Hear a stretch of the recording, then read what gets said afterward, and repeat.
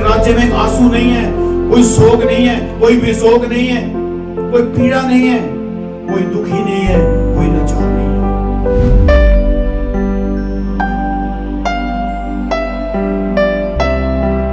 यीशु मसीह ने बोला मनुष्य के जो विरोधी हैं उसके घर के हो जाएंगे।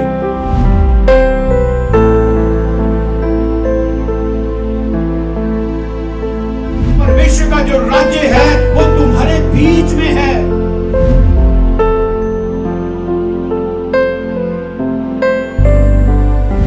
सबको हैप्पी न्यू ईयर। खुदावन आपको बड़ी बरकत दे इस नए साल के लिए। परमेश्वर आपको, आपके परिवार को बहुत आयत के साथ, अपनी बरकत के साथ मामूर करें। सो आओ अपनी आंखों को बंद करें और प्रभु की तरफ देखें। मेरे प्रियो, हमने दुआ की, हमने गीतों को गाया, परमेश्वर ने सुना, लेकिन अब प्रभु अपने वचन के द्वारा हमसे बात करेंगे और हम सुनने के लिए तैयार हों। हालेलुया। प्यारे बाप, हम तेरा शुक्र करते हैं, तेरे हाथों में खुद को सौंपते हैं यीशु के नाम से, आमीन। हालेलुया। मेरे प्रियो, आज हम जिस टॉपिक को सीखने के लिए जा रहे हैं उसका नाम है परमेश्वर का राज्य। परमेश्वर का राज्य। सभी बोले परमेश्वर का राज्य। परमेश्वर के राज्य के विषय में हम सुनेंगे, पढ़ेंगे और देखेंगे। आज अगर मैं आपसे पूछूं, एक प्रश्न के साथ साथ इस वचन को हम शुरू करें, तो अगर मैं आपसे पूछूं क्या है परमेश्वर का राज्य, आखिर क्या है और क्यों है परमेश्वर का राज्य? कोई बता सकता है कि परमेश्वर का राज्य क्या है? राज्य क्या होता है? कोई बता सकता है कि परमेश्वर का राज्य क्या है? मेरे प्रियो, परमेश्वर का राज्य है जिसमें राजा की सुनी जाए, जिस राजा का प्रभाव और जिस राजा का जो कानून है अगर वो लोग मानते हैं वो राज्य है। हालेलुया। हम सभी जानते हैं अगर कोई राजा की बात ही ना मानता हो, कोई राजा को पहचानता ही ना हो, राजा के सारे हुक्मों को इग्नोर किया जाए, तोड़ दिया जाए, कोई राजा की परवाह ना करे, तो वो फिर राजा किसी काम का नहीं। परमेश्वर के राज्य का भी यही महत्व है। परमेश्वर के राज्य का भी मेन जो उद्देश्य यही है कि वो राजाओं का राजा जो है उसकी बात को माना जाए। अगर उस परमेश्वर का जो राज्य हमारे जिंदगी में है, अगर हम उस राजा के नीचे काम करते हैं, उस राजा की सुनते हैं, उस परम प्रधान परमेश्वर की सुनकर अपना जीवन जो व्यतीत करते हैं, दिन बिताते हैं, इस धरती पर हम रहते हैं, उस राजा के अधीन होकर अगर हम जीते हैं, तो वो परमेश्वर का जो राज्य है वो हम पर लागू होता है और हम फिर कह सकते हैं कि हम परमेश्वर के राज्य के लोग हैं। हालेलुया। सो मेरे प्रियो, आज हम परमेश्वर के पवित्र वचनों को देखेंगे। सबसे पहले जो प्रभु यीशु मसीह ने बात कही, जो अपना मुंह खोला, उसने सबसे पहले जो प्रचार किया, हम थोड़ा उस प्रचार को सीखेंगे और फिर आगे से आगे बढ़ते जाएंगे। आप मेरे साथ निकालें मैथ्यू उसका 4 अध्याय उसका 19 वचन निकालें। मैथ्यू उसका 4 अध्याय उसका 19 वचन पहले हम पढ़ेंगे, फिर हम आगे बढ़ेंगे। यीशु ने उनसे कहा, हाँ, मेरे पीछे चले आओ, हाँ, तो मैं तुमको मनुष्य के पकड़ने वाले बनाऊंगा। हाँ। वह तुरंत जालों को छोड़कर उसके पीछे हो लिए। वहां से आगे बढ़कर यीशु ने और 2 भाइयों अर्थात जब यहाँ पे एक बात को बड़ी गहराई से हम देखते हैं कि यीशु मसीह अपने चेलों को नियुक्त करता जाता है। चेलों को अगर आप इसको घर में जाके पढ़ेंगे आपको मिलेगा कि प्रभु यीशु मसीह जो है लगातार अपने शिगिर्दों को नियुक्त करते जा रहे हैं, नियुक्त करते जा रहे हैं। लगातार वह उनको सिखाते जा रहे हैं परमेश्वर के राज्य के विषय में। हम इसको पूरा नहीं पढ़ेंगे, यहां पे हम देखते हैं चेलों की नियुक्ति देखते हैं। मेन प्रोसेस क्या था चेलों को नियुक्त करने का? वो था परमेश्वर के राज्य को बढ़ाना, परमेश्वर के राज्य में काम करना, परमेश्वर के राज्य में बने रहना। हालेलुया। अगर हम इसका 23 पढ़े, डायरेक्ट 23 पढ़ेंगे, मत्ती 4 का 23 पढ़े। यीशु सारे गलील में फिरता हुआ, जब यीशु मसीह ने अपने शिगिर्दों को नियुक्त किया, जब शिगिर्दों को स्थापित कर दिया, जब यीशु मसीह के जो शिगिर्द हैं जब वो स्थापित हुए, जब यीशु मसीह ने उनको चुन लिया, उसके बाद खुदावन यीशु मसीह थोड़ा और आगे बढ़ते हैं। और जो मैंने आपको शुरू में बताया कि उसने क्यों नियुक्त किया, परमेश्वर का राज्य स्थापित करने के लिए। हालेलुया। लेकिन जब हम 23 पढ़ते हैं, यहां पे कॉन्सेप्ट जो है वो क्लियर होता हमें नजर आता है। हाँ जी, 23 पढ़े जरा। यीशु सारे गलील में फिरता हुआ उनके आराधनालयों में उपदेश करता और राज्य का सुसमाचार प्रचार करता और लोगों की हर प्रकार की बीमारी और दुर्बलता को दूर करता रहा। सुने, यीशु मसीह ने जब अपने चेलों को नियुक्त कर लिया और फिर यीशु मसीह ने क्या किया? राज्य का प्रचार किया। राज्य के विषय में प्रभु यीशु मसीह ने लोगों को बताना शुरू किया। चेलों की स्थापना करने के बाद प्रभु यीशु मसीह सीधा परमेश्वर के राज्य के विषय में लोगों को बताने लगे। मेरे प्रियो, प्रभु यीशु मसीह का जो धरती पर आने का जो मेन पहलू था वो ये था कि परमेश्वर का राज्य बढ़ाया जाए। परमेश्वर के राज्य के विषय को लेकर वो धरती पर उतरा। राज्य का प्रचार उसने जब भी प्रचार किया, उसने बहुत जगह पर परमेश्वर के राज्य के विषय में बताया। आपको पता है जो चिन्ह और चमत्कार है क्यों होते हैं? क्योंकि बाइबल बताती है कि जो परमेश्वर का राज्य है उसमें जो लंगड़ा है वो भागेगा, अंधा देखेगा। क्यों यीशु मसीह ने चमत्कार को किया? यीशु मसीह हमें ये साइन देने की कोशिश कर रहे हैं लोगों को चंगा करने के बाद कि परमेश्वर का जो राज्य है ऐसा हो जाएगा। चाहे 10 कोढ़ी है वो भी शुद्ध हो गए, मुर्दे तक जिंदा हो गए। मैंने एक बुक पढ़ी काफी साल पहले डॉक्टर डीजे दिनाकर की, आत्मा के 9 वरदान। उसको मैंने पढ़ा। उसमें उन्होंने लिखा कि हमारी चर्च में एक ऐसी बहन थी जो लंगड़ा के चलती थी, उसकी एक टांग में पोलियो था, पैरालाइज था और उसकी वजह से वो लंगड़ा के चल रही थी। कहता है जब मैंने स्वर्ग की अंतर्दृष्टि देखी, जब मैंने स्वर्ग में दर्शन को पाया और वो बहन को मैंने पहचाना, वो उस समय भाग रही थी वहां पे। तो मैंने उसको पूछा कि तू तो चर्च में ऐसे आती थी, लेकिन उसी समय परमेश्वर ने मेरे को एक वचन दिया कि मेरे राज्य में जो लंगड़ा भी है वो भागेगा। चिन्ह और चमत्कारों का होना ये इसलिए जरूरी था ताकि परमेश्वर का राज्य लोगों को समझाया जाए कि आखिरकार परमेश्वर का राज्य है क्या। आज राज्य के विषय में कम और सिर्फ चिन्ह और चमत्कारों को ज्यादा बढ़ाया जाता है। राज्य का दूर दूर तक भी लोगों को पता नहीं है कि आखिरकार वो राज्य है क्या। परमेश्वर का राज्य मेरे प्रियो, हम जब प्रभु की सिखाई हुई प्रार्थना पढ़ते हैं, मैं चाहता हूं अगर आप उसको थोड़ा पढ़ें, कहां लिखा आपको पता होगा, प्रभु की सिखाई हुई प्रार्थना को थोड़ा पढ़ें। उसमें प्रभु यीशु मसीह के वर्ड को हम देखें क्या वो सिखाने की कोशिश करता है। जिसको मिला वो पढ़े। जो प्रभु की सिखाई हुई प्रार्थना, जब यूहन्ना के चेलों ने जब यीशु मसीह को वो आकर मिले तो उन्होंने बोला हमें भी प्रार्थना करने सिखा, क्योंकि यूहन्ना ऐसे सिखाया करता था, हमें भी सिखा हम प्रार्थना कैसे करें। हाँ पढ़े जरा। हे साडे पिता जेड़ा स्वर्ग विच है, हे हमारे बाप तू जो स्वर्ग में है, तेरा नाम पाक मनाया जाए। सबसे पहले आप ध्यान दें, इस वर्ड पे ध्यान दें, तेरा नाम पवित्र माना जाए, पाक माना जाए। आगे तेरा राज आवे, तेरा राज्य आए। बोलो हालेलुया। हालेलुया। हिंदी में पढ़ना जरा अपने जोएल भाई, हिंदी में थोड़ा क्लियर कर देगा इसको। अंत तुम इस रीति से प्रार्थना किया करो। जब तुम प्रार्थना करो। यीशु मसीह ने चेलों को बताने की कोशिश की, मांगना क्या है, किसकी ओर जाना है, तुम्हारा उद्देश्य क्या होना चाहिए, क्या मांगे हम प्रार्थना में।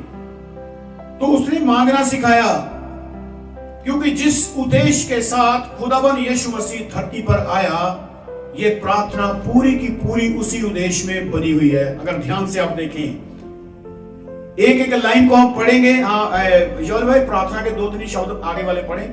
हे हमारे पिता, पहले बोले हे हमारे पिता, तू जो स्वर्ग में है, तू जो स्वर्ग में है, तेरा नाम पवित्र माना जाए। तेरा नाम क्या माना जाए? पवित्र माना जाए। प्रजा तेरे बारे में जब सोचे तो डरे, प्रजा के अंदर डर भय छा जाए। प्रजा जब तेरे बारे में विचार करे कि हम एक राजा की संतान है, यहोवा परमेश्वर हमारा राजा है, ऐ बाप तेरा नाम भय जो के माना जाए, समझा जाए, तेरे नाम के लिए लोग डरें, तेरा नाम पवित्र माना जाए। पवित्र राज्य का पहला काम, जब राजा की कदर होती है तो प्रजा डरती है। जिस राजा की कदर नहीं उससे लोग डरते नहीं है, कानून से भी नहीं डरते। यही बात यीशु मसीह अपने चेलों को सिखाने की कोशिश कर रहा है, और चेलों के द्वारा ये बातें हम तक पहुंची, हमें भी सिखाने की कोशिश करता है कि वो स्वर्गीय पिता जो है वो हमारा राजा परमेश्वर है, ताकि हम उसमें रहकर अपना जीवन जो है वो व्यतीत करें। लिखा है, हे हमारे बाप तू जो आसमान में है, तेरा नाम क्या माना जाए? पवित्र माना जाए। आगे, तेरा राज्य आए, तेरा राज्य आए। बोलो हालेलुया। हालेलुया। तेरा क्या आए? राज आ जाए, तेरा राज आ जाए। आगे, तेरी इच्छा हाँ? जैसी स्वर्ग में पूरी होती है, जिस तरह से स्वर्ग में तेरी मर्जी पूरी होती है, वैसे पृथ्वी पर भी हो, वैसे पृथ्वी पर भी हो। सुने, स्वर्ग में परमेश्वर की मर्जी क्या है? यीशु मसीह ने जो अपना लहू बहाया मेरे प्रियो, वो पेड़ पंछी पौधों के लिए नहीं बहाया। प्रभु यीशु मसीह ने अपने आप को क्रूसीफाइड क्यों होने दिया? क्यों वो कुचला गया? क्यों वो बेइज्जत हुआ? क्यों उसके साथ ऐसा हुआ? वो मेरे और आपके लिए, किसी पशु पंछी के लिए, किसी दरख्त के लिए, किसी जानवर के लिए वो नहीं मरा। लिखा है तेरी मर्जी, सुने, तेरी मर्जी कहां पे? जैसे स्वर्ग में पूरी होती है, वो पृथ्वी पर भी हो। किन लोगों के लिए उसकी मर्जी पूरी हो? अगर हम पेड़ पंछी पौधों को देखें तो ये उगते हैं, सड़ते हैं, फिर गिर जाते हैं, फिर उगते हैं, फिर सड़ते हैं, ये बढ़ते हैं, खत्म होते हैं, ये खुदा की मर्जी से है। सूरज निकलता है, छुप जाता है, चंद्रमा आता है, फिर चले जाता है, अंधेरी होता है, दिन चढ़ जाता है, ये सारा कुछ ऑलरेडी परमेश्वर की मर्जी में चलता है। सब कुछ जो हम अपनी आंखों से देखते हैं, ये कुछ भी परमेश्वर की मर्जी के बाहर नहीं है, सब कुछ उसके अंदर चल रहा है, सदियों से और सदियों तक चलता रहेगा। अगर कोई मर्जी से बाहर है तो वो एक ही शख्सियत है, और वो खुद इंसान है, जो परमेश्वर की मर्जी से बाहर अपना जीवन व्यतीत करना चाहता है। इसलिए उसने बोला तेरी मर्जी जैसे स्वर्ग में पूरी होती है, वो पृथ्वी पर भी, मतलब हम मनुष्यों के बीच में पूरी होनी शुरू हो जाए।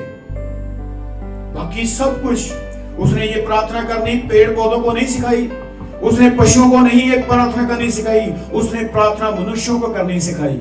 हम प्रार्थना करते हैं, हम बोलते हैं हर संडे, तेरी मर्जी जैसे स्वर्ग में पूरी होती है जमीन पर भी हो, पर करते हम अपनी मर्जी है, जीते अपने हिसाब से हैं। कौन हुआ हमारा राजा? राजा हमारा कौन है? संसार हमारा राजा है या परमेश्वर फिर हमारा राजा है? किसकी सत्ता के नीचे हमारा जीवन पल रहा है? किसके नीचे रहकर हम काम करते हैं? खुदावन यीशु मसीह के, परम प्रधान परमेश्वर के, या फिर इस संसार के? परमेश्वर के राज्य को समझें और अनंत जीवन को पाएं। हालेलुया। ऐ हमारे बाप तू जो आसमान में है, तेरा सबसे पहले नाम पवित्र माना जाए, तेरा राज्य आए, और तेरी मर्जी जैसे आसमान में पूरी होती है उसी तरह से जमीन पर भी हो जाए। ये चीज को स्थापित करने के लिए खुदावन यीशु मसीह इस धरती पर आए। कुछ आयतों को आप नोट कर सकते हैं, लिखना शुरू करते हैं। मत्ती की अंजील उसका 5 अध्याय उसका 3 वचन, फिर मत्ती की अंजील 5 का 10 से लेकर 20 तक, फिर आप 6 का 33 मत्ती, ये आयतें आप नोट करें और इनको अगर घर में जाकर पढ़ेंगे तो आपको यहां पे यह मिलेगा कि यीशु मसीह परमेश्वर के राज्य की घोषणा करता है। बहुत सी आयतें हैं यीशु मसीह ने। और चेलों ने जब पहली सदी के शिगिर्दों ने प्रचार किया तो उन्होंने भी राज्य की घोषणा की। एक राज के विषय में वो बताने लगे। मेरे प्रियो, परमेश्वर का राज्य वचन में लिखा राई के दाने के समान है। कैसे है? राई के दाने के समान है। जब वो उसको बोआ गया, जब वो बड़ा तो ऐसा वृक्ष बन गया कि लिखा है अन्य जातियां आकर उस पर डेरा करने लगी। परमेश्वर का राज्य, अगर इस भूमि के अंदर उसके राज्य को आप आने देंगे तो वो दिन दूर नहीं जब आपके द्वारा बहुत से विश्वासी मसीही कहलाएंगे। परमेश्वर का राज्य, उसके राज्य में सामर्थ है, उसके राज्य में आंसू नहीं है, कोई शोक नहीं है, कोई विशोक नहीं है, कोई पीड़ा नहीं है, कोई दुखी नहीं है, कोई लाचार नहीं है। लिखा अंधा देखेगा, लंगड़ा भागेगा, बहरा वहां पे सुनेगा, गूंगा वहां पे बोलेगा। जो यीशु मसीह ने चिन्ह और चमत्कारों के साइन दिए, जगह जगह पे लोगों को चंगा करके ये बात की उसने पुष्टि कर दी, ये घोषणा कर दी कि परमेश्वर का राज्य जल्द आएगा और वो ऐसा होगा। उसने समझाने की कोशिश की।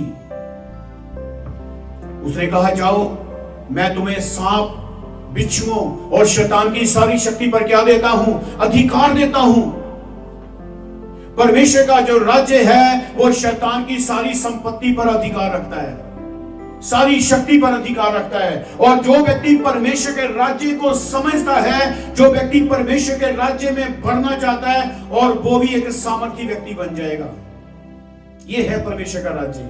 आज बहुत से बिलीवरों को आप अगर पूछें कि परमेश्वर का राज्य है क्या, तो उनके पास जल्दी जवाब नहीं है। आपने आयतें सारी नोट कर ली जो मैंने आपको लिखवाई। मत्ती की इंजील उसका 5:3, फिर मत्ती की इंजील 5:10-20, फिर मत्ती की इंजील 6 अध्याय उसका 33 वचन। वो राज्य का प्रचार करता था, परमेश्वर का राज्य, किसी मनुष्य का राज्य नहीं।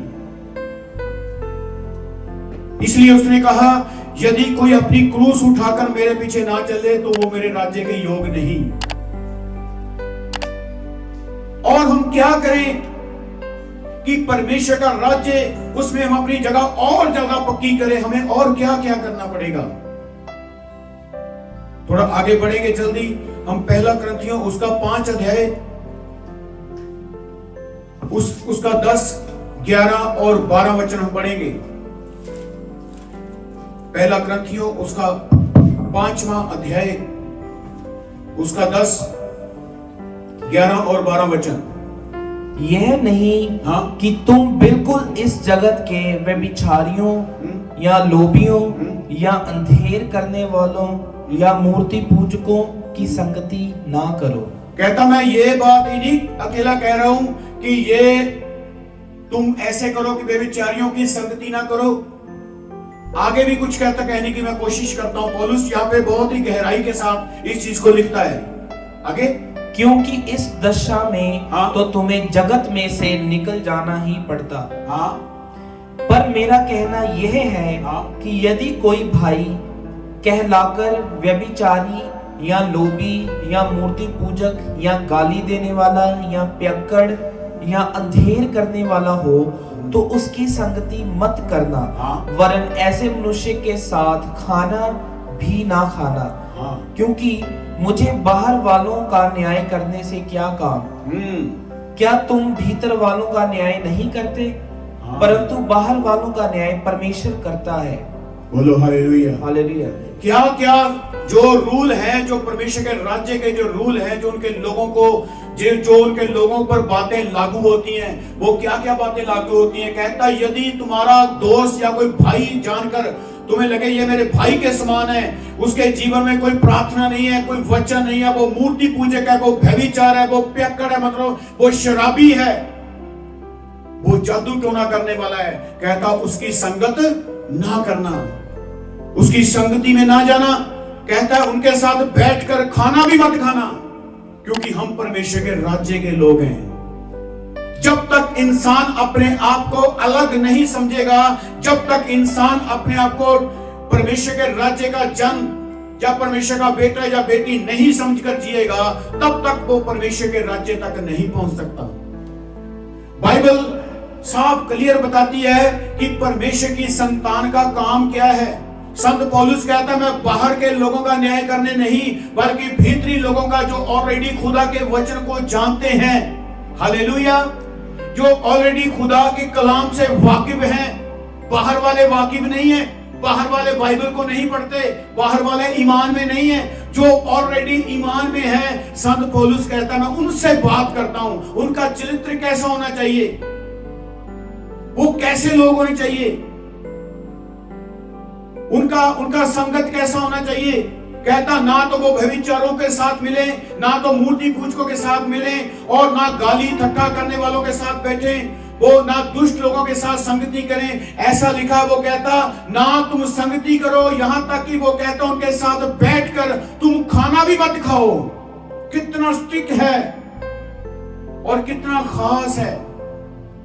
यह है परमेश्वर का राज्य की संतान का काम। लेकिन आज मिली हुई है भीड़, इसलिए परमेश्वर का राज्य समझ नहीं आता। यीशु मसीह ने बोला मनुष्य के जो विरोधी हैं उसके घर के हो जाएंगे। क्यों उसने कहा जो मेरे से बढ़कर अपनी भाई बहन दोस्तों रिश्तेदारों को प्रेम करता वो मेरे राज्य के योग नहीं। क्यों? कहता मेरे पास एक तलवार है, वो तलवार चलनी जरूरी है। मैं यहाँ पे मेल कराने के लिए नहीं, बल्कि एक तलवार चलाने के लिए आया। कौन सी तलवार है? वो राज्य की तलवार है। वो कौन सी तलवार है? वो परमेश्वर के वचन को फैलाने के लिए, उसके राज्य को फैलाने के लिए आया।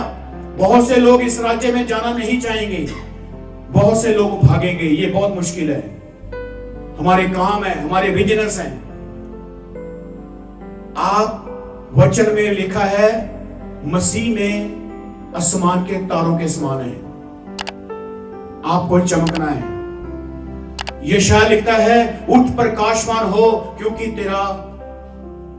तेरी रोशनी आ चुकी है, तेरा प्रकाश आ गया है। हमें एक प्रकाशमान होने के लिए परमेश्वर ने अपने राज्य में बुलाया है। यदि हम उन्हीं लोगों के साथ वैसे के वैसे ही काम करें तो फिर हम परमेश्वर की संतान नहीं हो सकते। इन चीजों को समझने की कोशिश करें। आगे जाएंगे फटाफट।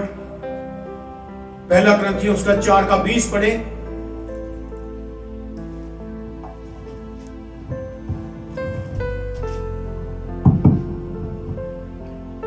क्योंकि परमेश्वर का राज्य बातों में नहीं परंतु सामर्थ में है। परमेश्वर का जो राज्य है वो बातों में नहीं है कि खाली बातें की जाएं, खाली बातें बोली जाएं, बातें सुनी जाए। लिखा है परमेश्वर का जो राज्य है वो बातों का नहीं है, बल्कि कैसा है? सामर्थ का राज्य है। सामर्थ क्या है? रोगों को चंगा करना सामर्थ है? क्या है सामर्थ? अगर मैं आपसे पूछूं सामर्थ क्या है, क्या है शक्ति को, तो बोलो सामर्थ क्या है? मेरे प्रियो जोर लगता है। कहां पे?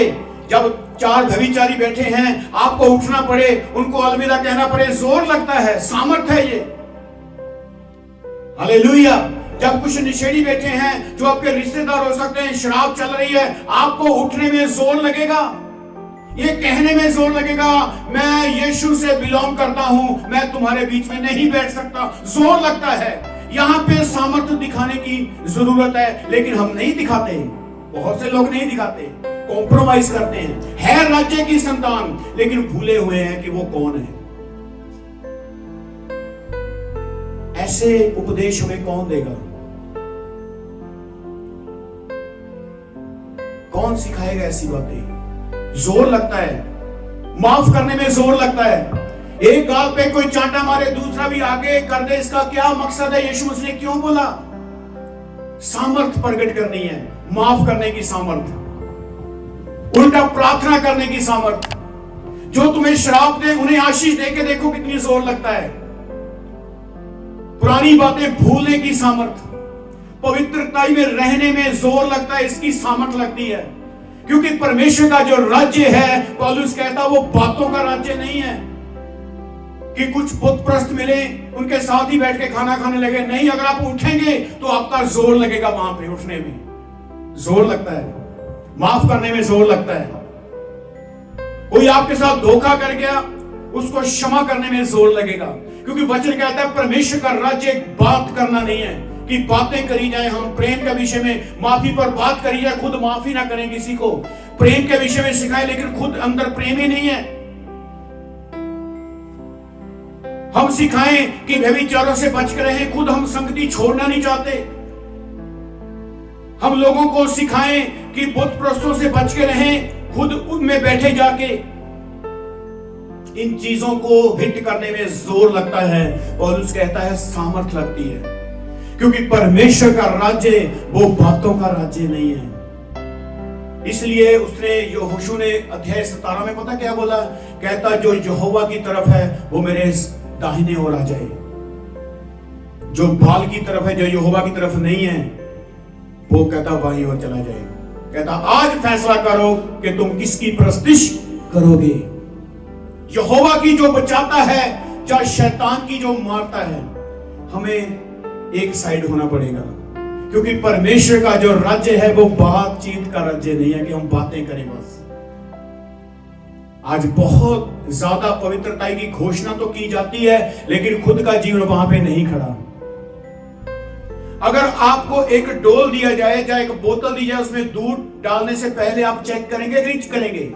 हम चेक करेंगे, हम देखेंगे इसमें कहीं छिपकली तो नहीं, कोई जानवर तो नहीं, कोई मच्छर तो नहीं, कोई ऐसी चीज तो नहीं जो दूध को खराब करे।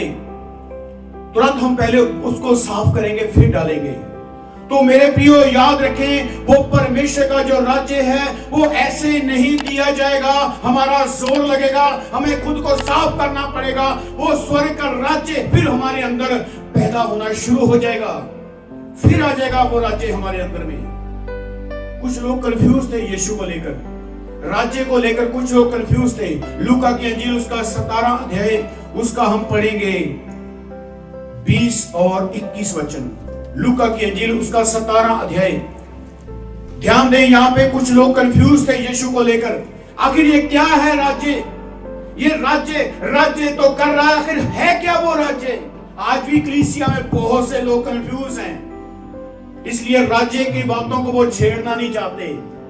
कुछ लोग यहाँ पे विद्वान लोग, पढ़े लिखे लोग, जो शास्त्रों को जानते थे, वेदों को जानते थे, बहुत ही रिच पढ़े लिखे लोग यीशु को आके एक बात को पूछने लगे, क्या है राज्य? यही सवाल जो मैंने आपसे पूछा, वो लोग यीशु से पूछने लगे, आखिर तेरा राज्य है क्या? क्या है तेरा राज्य? हाँ जी, पढ़े जरा। जब फरीसियों ने उससे पूछा, सुने, ये लोग कौन लोग हैं? फरीसी। सब बोले इधर देखे कौन लोग हैं? फरीसी। आपको पता फरीसी लोग कैसे होते थे? फरीसी वेदों को जानने वाले होने चाहिए थे। ये वो लोग थे जो पूरी शिक्षा को लेते थे और दिन और रात लगातार तोरा को पढ़ते थे, लगातार शास्त्रों को जानते थे और लगातार परमेश्वर का ज्ञान इकट्ठा करते थे। ये नॉर्मल लोग नहीं थे, ये बहुत पढ़े लिखे लोग थे, नॉर्मल लोग नहीं थे। ये आकर यीशु मसीह से पूछने लगे, क्या पूछने लगे? कि परमेश्वर का राज्य कब आएगा? परमेश्वर का राज्य, जिस राज्य के विषय में तू हमें बता रहा है, जिस राज्य के विषय में तू हमसे बात कर रहा है, लगातार तू प्रचार कर रहा है, तौबा करो परमेश्वर का राज्य निकट है। क्या ही धन्य है वो व्यक्ति जो शुद्ध मन है, वो परमेश्वर के राज्य के अधिकारी होंगे। आखिर वो राज्य है क्या? हमें बता, वो राज्य क्या है? मैं यहां पे जब पढ़ रहा था, मैं कहा इससे अच्छा तो फरीसी थे जो पूछते तो थे यीशु से, तेरा राज्य क्या है? आज के बिलीवर पूछते नहीं है, तेरा प्रभु राज्य क्या है, मुझे सिखा ये बातें। ये फरीसी ईमानदार नहीं है, ना शागिर्द है, ना चेले हैं, कुछ नहीं है। ये विरोधी लोग हैं, फिर भी आके कहते हैं, ऐ खुदावंद, ऐ यीशु बता तो सही कि परमेश्वर का राज्य जिसके विषय में तू हमें बता रहा है, सिखा रहा है, प्रचार कर रहा है, आखिरकार वो राज्य है क्या? यहाँ पे खुदावन यीशु मसीह इनको बताते हैं वो राज्य क्या है। हाँ पढ़े। तो उसने उनको उत्तर दिया, यीशु मसीह यहाँ पे उत्तर देते किनको? फरीसियों को। परमेश्वर का राज्य दृश्य रूप में नहीं आता। परमेश्वर का राज्य देखने से नहीं उतरेगा कि कोई शहर आ रहा है, कोई देश उत्पन्न हो रहा है, और लोग यह ना कहेंगे देखो यहाँ है या वहां है। ये ना कहेंगे कि उस देश में भी वो उस परमेश्वर का राज्य उतराया है। मैंने पिछले दिनों में एक वीडियो देखा, एक बहन प्रचार कर रही है, खुदावन उसको बरकत दे, बुद्धि दे। वो क्या बोलती, मेरे को 100 एकड़ जमीन दो, 100 एकड़ जमीन दे दो, मेरे को संपत्ति दे दो, ताकि मैं उस राज्य को स्थापित करूं जिसके विषय में प्रकाशित वाक्य में लिखा है कि एक पवित्र नगरी आसमान से उतर रही है। कि कौन लोग हैं जो कंफ्यूज हैं, जिनको पता ही नहीं है कि परमेश्वर का राज्य है क्या है खुदावन का राज्य? क्या जमीन का राज्य है? वो कहता मेरा राज्य धरती का राज्य नहीं है कि मैं जमीन इकट्ठी करूं, धरती पर कोई देश ऐसा बना दूं, ऐसा राज्य उसका नहीं है। यही बात वो फरीसियों को बताने की कोशिश करता है, और ये फरीसी बहुत ही पढ़े लिखे लोग हैं, इनसे बातचीत हो रही है। आखिर परमेश्वर का राज्य है क्या है उसका राज्य? क्योंकि राजा जब राज्य करता है तो किसी देश का मुखिया बन जाता है। अबे तेरा राज्य क्या है? तू कहां राज्य करेगा? उसका कहने का ये मतलब है, क्या है तेरा राज्य? तो यीशु ने बोला उसका राज्य देखने से नहीं आएगा। क्योंकि संसार के जो राजा होते हैं वो देखने से पहचाने जाते हैं, जो उस देश का राजा है, जो उस देश का राजा है। उसने बोला ये राज्य ऐसे नहीं आएगा कि हम ये कहें वहां पे है, वहां पे है, वहां पे है। आगे, क्योंकि देखो परमेश्वर का राज्य तुम्हारे बीच में है। परमेश्वर का राज्य तुम्हारे सामने खड़ा है। परमेश्वर का जो राज्य है वो तुम्हारे बीच में है, तुम्हारे बीच में खड़ा है, तुम्हारे सामने खड़ा है, तुम्हारे बीच खड़ा है परमेश्वर का राज्य। दूसरे शब्दों से बोले, वो कहने की कोशिश कर रहा है मन फिराओ, क्योंकि तुम्हारे बीच में से परमेश्वर का जो राज्य है वो बाहर निकलेगा, तुम्हारे बीच में से आएगा वो परमेश्वर का राज्य, तुम्हारे बीच में से बाहर आ जाएगा। पूरा हो गया? ओके मेरे प्रियो, खुदावन आपको ये बरकत दे कि आप इन चीजों को समझ लें और कभी भी खुदा से अलग ना हो, क्योंकि परमेश्वर का राज्य स्वार्थी नहीं है। वो स्वार्थ के लिए दुनिया में नहीं है कि इंसान का स्वार्थ पूरा करे, इंसान की मर्जी पूरी करे। वो इसलिए दुनिया में नहीं है, वो अपने बाप की मर्जी पूरी करने के लिए इस दुनिया में आया। इसलिए उसने कहा मेरी नहीं बल्कि तेरी इच्छा पूरी हो जाए। प्रार्थना में उसने सिखाया, ऐ बाप जैसे तेरी मर्जी स्वर्ग में पूरी होती है, इसी रीति से तेरी इच्छा पृथ्वी पर भी पूरी हो जाए। एक वचन हम पढ़ेंगे फिर बंद करेंगे। पहला इतिहास निकालें थोड़ा सा, हम दाऊद के विषय में थोड़ा सीखेंगे। पहला इतिहास उसका 29, उसका 11 और 12 दो वर्ष हम पढ़ेंगे। 29 अध्याय उसका 11 और 12 वचन। पहला इतिहास,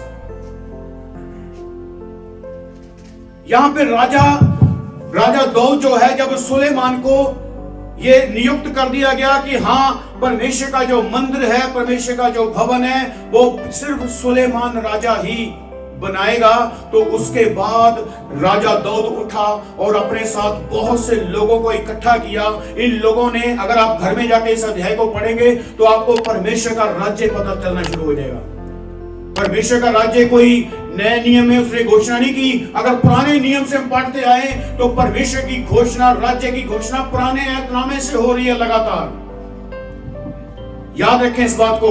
राजा दाऊद ने जब अपने राजा दोस्तों को इकट्ठा किया, बहुत से राजा मिले और किसी ने सोना दिया, किसी ने चांदी दी, किसी ने लकड़ दे दी, किसी ने लोहा दे दिया और किसी ने संपत्ति दे दी।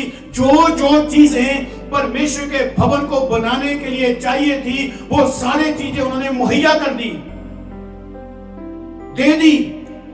जब उन्होंने सब कुछ अर्पण कर दिया तब दाऊद जो है वो एक प्रार्थना करने लगा परमेश्वर के सामने गिड़गिड़ा के। वो क्या प्रार्थना करने लगा? हाँ पढ़े, हे यहोवा। हे यहोवा, सबसे पहले वो शब्द बोलता है हे यहोवा। महिमा, हाँ, पराक्रम, हाँ, शोभा, हाँ, सामर्थ हाँ, और वैभव तेरा ही है। ये सब चीजें है मेरे परमेश्वर, ये सब कुछ तेरा है। धन और महिमा तेरी ओर से मिलती है। हे यहोवा, ये सब कुछ तेरा है। दोबारा पढ़ें इस बात को। हे यहोवा, हे यहोवा, महिमा, महिमा भी तेरी है, पराक्रम, पराक्रम भी तेरा है, शोभा, शोभा भी तेरी है, सामर्थ सामर्थ भी तेरी है, और वैभव वैभव तेरा ही है। तेरा ही है, तेरा ही है। 11 वचन पढ़ना, 11। हाँ पढ़े।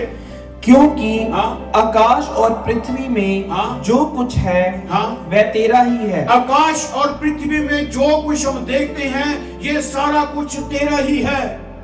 आगे, हे यहोवा, हे यहोवा, राज्य तेरा है। राज्य तेरा है। बोलो हालेलुया। हालेलुया। हे यहोवा, राजा तू है और राज्य तेरा है। मैं आपको यहाँ पे रुक के एक बात बतानी चाहता हूँ। आखिर ये दाऊद कौन है? दाऊद खुद एक राजा है। खुद को सरेंडर करता है। वो राजा है, लेकिन राजा होकर राजाओं के राजा की घोषणा करता है। वो कहता है राज्य तेरा है। इसका दूसरा मतलब पता क्या बनता है?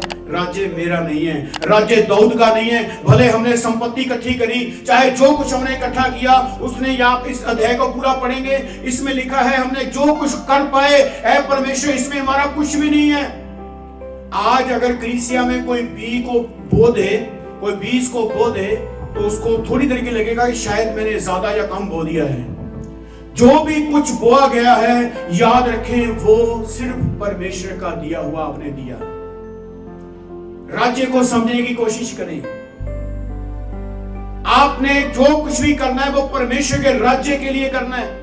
राजा दाऊद ने जब सब चीजों को देखा, उसने सब बातों से बढ़कर यह बोला कि हे परमेश्वर, तूने जो हमें दिया वो उसके लिए हम तेरा धन्यवाद करते हैं। फिर वो प्रार्थना करनी स्टार्ट करता है। अगर आप पूरा अध्याय पढ़ेंगे तो मेरा विश्वास है आप बहुत ज्यादा बरकत पाएंगे। एक राजा होके उसकी घोषणा क्या है कि राज्य तेरा है। आज का मनुष्य क्या कहता है? नहीं, राज्य तो मेरा है। आज का मनुष्य क्या करता है? मेरी मानी जाए, मेरी सुनी जाए। इसका मतलब वो ये कहने की कोशिश करता है राज्य खुदा का नहीं है, राज्य किसी और का नहीं है, राज्य मेरा है। घर में मेरा राज्य है, परिवार में मेरा राज्य, मैं जो चाहे करूं, मेरी मर्जी, जो दिल में आता मैं करूंगा, क्योंकि राज्य तो मेरा है। मैं कहीं पे भी बैठूं, कहीं पे भी जाऊं, किससे भी मिलूं, क्या फर्क पड़ता है?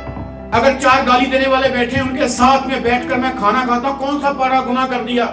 लेकिन पौलुस कहता है बचो इन लोगों से, क्योंकि हम राज्य की संतान है मेरे प्रियो। क्योंकि हम खास लोग हैं, खास प्रजा हैं हम लोग। अपने आप को कमजोर, हम ऐसे वैसे लोग नहीं हैं यूं ही बस।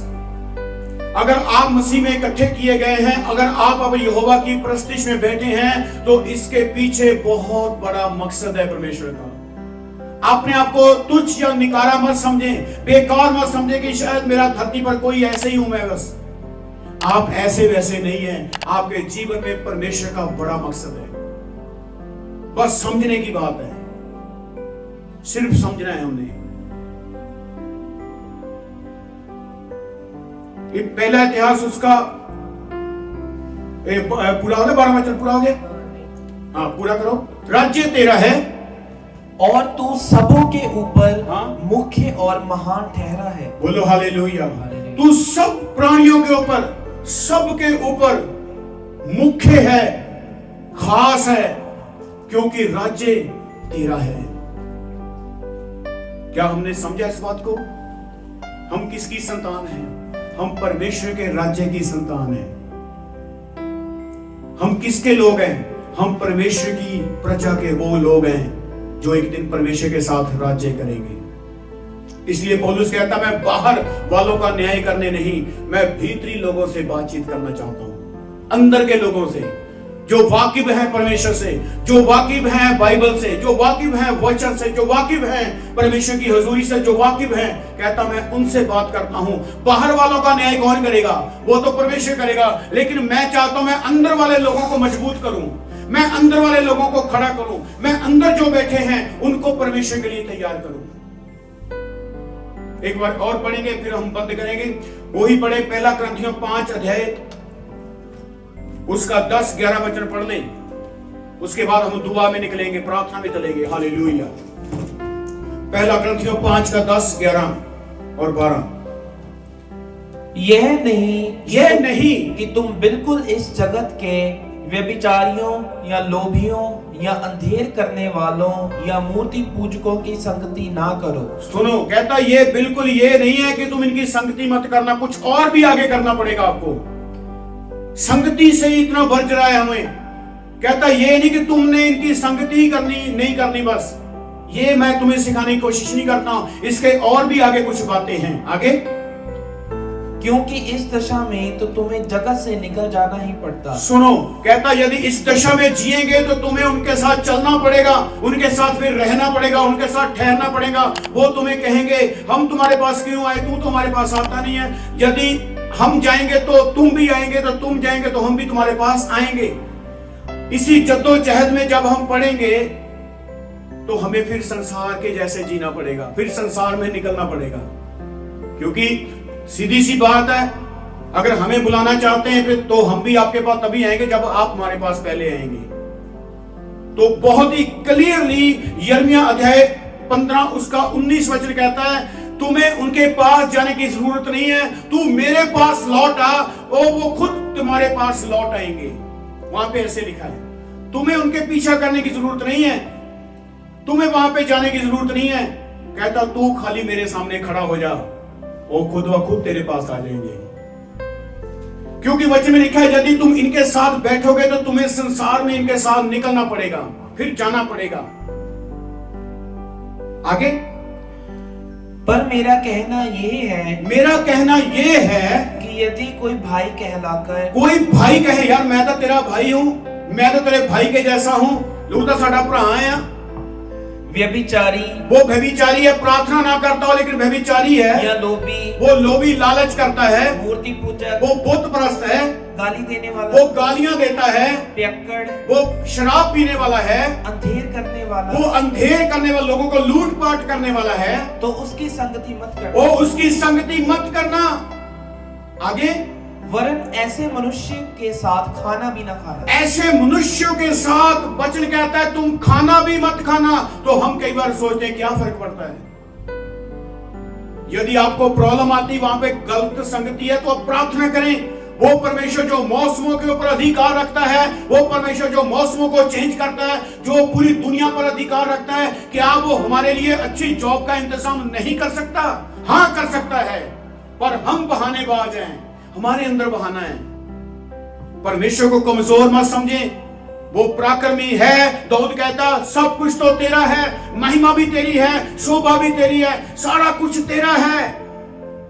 फिर हम क्यों कमजोर पड़ते हैं? मैंने आपको पढ़ाया कि परमेश्वर का राज्य बातों में नहीं है, सामर्थ्य में है। इन चीजों को त्यागने में, इन चीजों को छोड़ने में मेरे प्रियो एक सामर्थ्य यूज होती है। वहां पे पौलुस कहता है उसका राज्य जो है वो बातों का राज्य नहीं है, उसका राज्य सामर्थ्य में पाया जाता है, सामर्थ्य में है, अभिषेक में है। जब चेले इस चीज को नहीं समझे थे तो आपस में लड़ते थे। अगर मैं आपको पूछूं तो बाइबल में सबसे पहला चेलों के द्वारा कौन सा चमत्कार हुआ? आप बोलेंगे एक जमांदरू लंगड़ा बैठा था, पतरस और यूहन्ना ने कहा सोना चांदी हमारे पास नहीं है, जो हमारे पास है वो तुम्हें देते हैं, यीशु के नाम से उठ और चल फिर। आप ऐसे जवाब देंगे मेरे को, जो पहली कलीसिया में चमत्कार हुआ। लेकिन मैं आपको बताता हूं, अगर रूहानी आंखों से देखेंगे तो एक और इससे पहले चमत्कार हुआ। वो क्या था? वो लोग जो आपस में बहस करते थे, मैं बड़ा हूं, ये छोटा है, मैं पहले यीशु से मिला, ये बाद में मिला, ये वाद विवाद जो करते थे आपस में, वो सबसे पहला चमत्कार उनके जीवन में ये हुआ कि वो इकट्ठे हो गए। बोलो हालेलुया। उन्होंने एक दूसरे को माफ किया, क्षमा किया, इस बात में उन्होंने सामर्थ्य को यूज किया, वो सारे एक मन हो गए। मेरे प्रियो, चमत्कार इसमें नहीं था कि वो लंगड़ा उठ के चल पड़ा। मैं आपको बताना चाहता हूं चमत्कार इसमें था कि पतरस और यूहन्ना जो कभी बहस करते थे, उन्होंने सामर्थ्य दिखाई, एक दूसरे को गले लगाया, माफ किया और पवित्र आत्मा की सामर्थ्य के द्वारा वो सबसे पहले इकट्ठे हो गए। वहां पे लिखा पतरस ने यूहन्ना के साथ टकटकी लगा के उसकी ओर देखा, दोनों इकट्ठे हो गए। जब नहीं समझे थे तो वो बखरे बखरे रहते थे, कल्ले कल्ले हो जाते थे, कई बार आपस में बहस पड़ते थे एक दूसरे के साथ। क्यों? क्योंकि वो राज्य को नहीं समझते थे। लेकिन जब पवित्र आत्मा आया तो उन्हें उद्देश्य भी समझ आ गया कि करना क्या है। हम प्रार्थना करते हैं, ऐ हमारे बाप तू जो स्वर्ग में है, उसको बाप समझ के स्वर्ग में उसका ऑनर तो करते हैं। नीचे लिखा है तेरी मर्जी पूरी हो, किन में? जानवरों में नहीं, हमारी जिंदगी में तेरी इच्छा पूरी हो। फिर लिखते हैं, पढ़ते हैं, तेरा राज्य आए। घोषणा तो हम करते हैं लेकिन आने नहीं देते हैं। इसलिए आज ये समझे इस बात को, प्रभु जैसे तेरी मर्जी आसमान में पूरी होती है वो मेरी जिंदगी में लागू हो जाए। आइए अपनी आंखों को बंद करेंगे, अपने स्थानों में हम खड़े होकर प्रार्थना करेंगे।